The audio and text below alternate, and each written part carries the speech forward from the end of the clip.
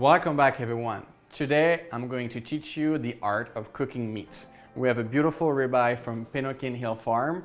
I'm going to teach you how to do every little steps, so it's going to take your meat game to the next level. So let's go.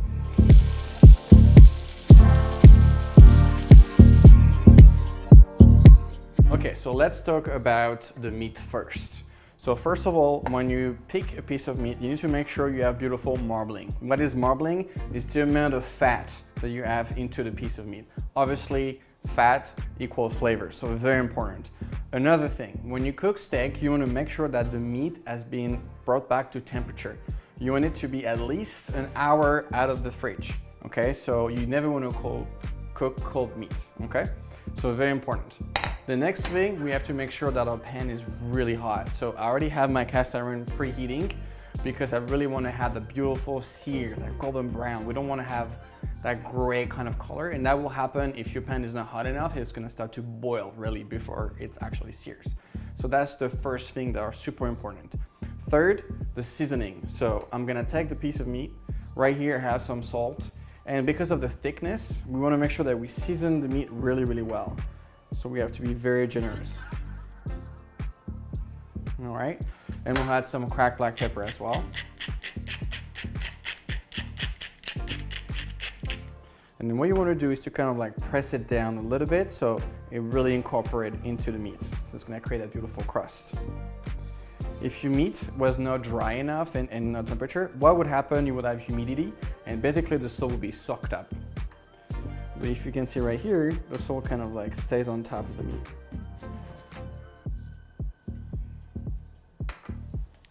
Same thing. All right. So these are the preliminary we need to do before we start cooking. Now move on to the cooking of the steak. All right, let's get cooking. All right, so first we're gonna make sure our cast iron is nice and hot, and we're gonna add some oil to the pan. And we're gonna let that gently warm up for about 30 seconds. All right, so we're gonna grab our steak and we're gonna put it down the pan and push it down a little bit. And we're not going to touch it now for at least a minute. We want to form that beautiful crust. If you're going to move it, you're going to break down what we call the Maillard process, which is where the juices and the skin of the meat is going to turn into the beautiful caramel brown color. So very important to just let it be. In the meantime, I'm going to take some of my garlic and just slightly crush it with the back of my hand. So that way all the flavor are going to come out when we put it into the pan. You can hear the sizzle. I call that the meat singer. Okay, so now we're going to flip the steak. Wow. Look at that. Beautiful crust. You can hear it. Nice and crispy. So now the next step is we're going to add our crushed garlic. Some rosemary. And some thyme. Then I'm going to take the beautiful butter that we have from Emerald Grassland. Wow, you can already smell all the flavor from the rosemary. And we're going to add our butter. And this process is called basting. So I'm going to tilt the pan a little bit. And we're going to take the butter and just put it over the meat. So basically, as the butter caramelizes and brown, it's going to add all this nutty flavor. And the beautiful thing about butter is that whatever flavor that you infuse with them will carry through the butter. So our meat right now is getting all the flavor from the butter and the garlic and the rosemary and the thyme. This is beautiful, and it keeps on cooking and caramelizing.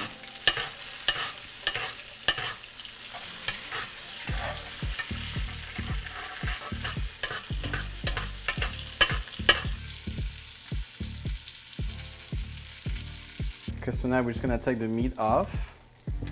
Then we're gonna let it rest. You should rest it at least half the time you cooked it. So we're looking at about 5 minutes. And you're gonna take some of the beautiful butter and just caress the meat with it. All right, so look at this beautiful ribeye. It's nicely rested, so you can see all the juices drip down already. So basically we leave enough time for the meat to rest and all the juices to go back into the center of the meat. Then I'm gonna just grab it. Wow, it smells so nice. Just like that. And then I'm just gonna carve it. Wow, cuts like butter.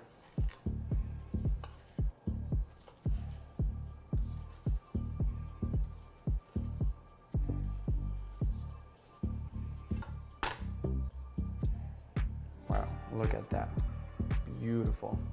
I'm just going to put it onto the plate.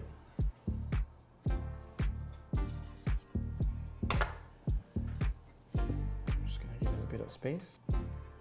There we go. And I'm just gonna add a bit of Malon salt on top.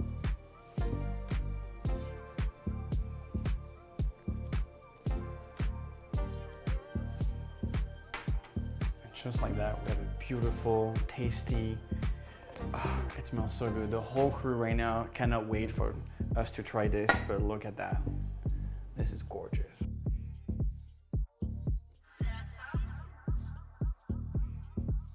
And here we have it, you guys. If you enjoyed this video, please like, comment, and subscribe.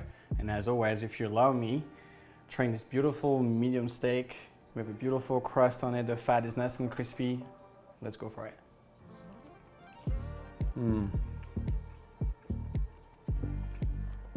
So good. Juicy, all the flavor from the herbs, the garlic, the butter in it. I'm gonna have another slice. And I'll see you soon.